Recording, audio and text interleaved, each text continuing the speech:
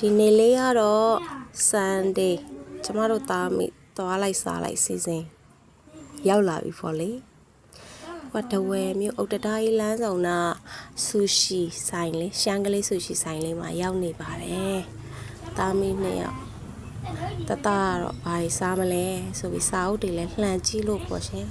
ဆူရှီဆိုင်ရောက်မှတော့အဓိကဆူရှီစားဖို့ပေါ့ဈေးလေးလည်းတင့်တော့တယ်အဲဆိုင်လေးမှာနောက်အိပ်ပါအေးလေးလည်းစားရတယ်တဝက်မျိုးဥတ္တတာကြီးလမ်းဆောင်တာ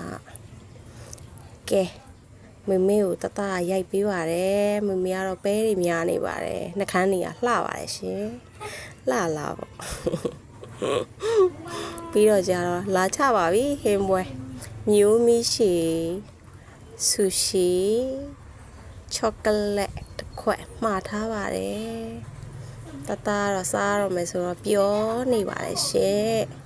မျိုးမရှိတပွဲရလဲစိတ်ကြိုက်ပါပဲကျမလှလာဒါနဲ့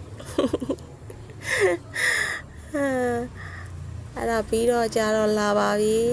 စားဖို့လုပ်ပါပြီဆရာကြီးကတော့ဆူရှီလက်အရေးကြိုက်ပါတယ်6မျိုးဆူရှီစားပါပြီတစ်ခုဆိုတစ်လုံးပါပဲစားပါပြီရှင်စားပြီသူစိတ်ကြိုက်စားနေရရင်တော့သူကတော့ပျော်လို့ပေါ့လာပါပြီဒါကတော့